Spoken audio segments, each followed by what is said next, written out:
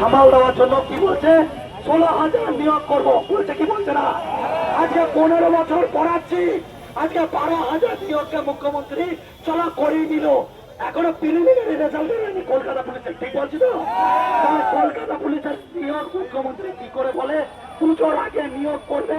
আমি জানি না মুখ্যমন্ত্রী কিভাবে বলছে, কিন্তু এইটুকু বলবো ছাত্রদের যদি মনোবল ভাঙে তাহলে এইসব কথা শুনে আরো মনোবল ভাঙছে, কিনা? এইসব কথা শুনে মনোবল ভাঙছে, যেখানে এখনো প্রিলিমিনারি রেজাল্ট দিল না বলছে পুজোর আগে নিয়োগ করে দেবো। তাহলে কি রোস্টার 100% রোস্টার যা ছিল বা নিয়োগ করতে পিলির পরে কি হয়?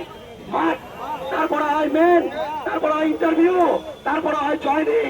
আর আমাদের তাহলে ইমোশন নিয়ে খেলা হচ্ছে নাকি ছেলে খেলা হচ্ছে?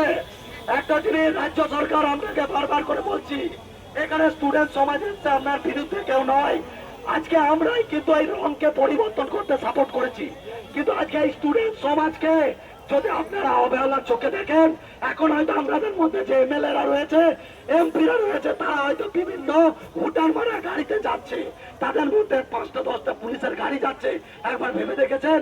আর হবু পুলিশরা রাস্তায় ঘুরছেন, এইটুকু জেনে রেখেছেন ওই হুটারটা যে মারছে তার জন্য আমাদের মতো ক্যান্ডিডেটরাই ভোট দিয়ে আপনাকে হুটারের গাড়িতে বসেছে কিনা?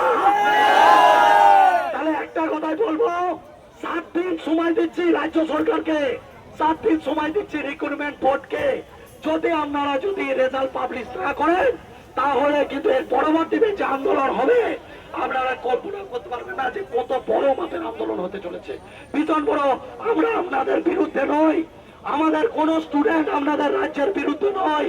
আমরা এখানে এসছি, একটা স্টুডেন্ট কে বলতে পারবে যে একটা স্টুডেন্ট কোনো ক্ষয়ক্ষতি করেছে, কোনো ক্ষতি হয়েছে? কারণ আমাদের জল বৃষ্টি উপেক্ষা করে আজকে শুধু এতগুলো স্টুডেন্ট আপনাদেরকে দেখার জন্য এসেছি যে মাননীয় মহাশয়, আমাদের রেজাল্টের দরকার, আমাদের রিক্রুটমেন্ট বোর্ড, আমাদের রেজাল্টের দরকার।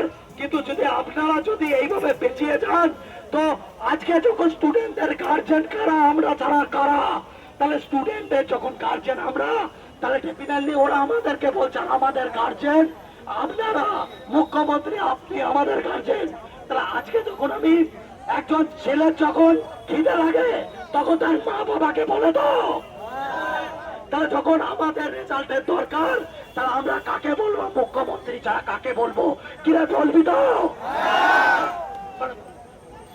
তাহলে ঘটনাটা কি?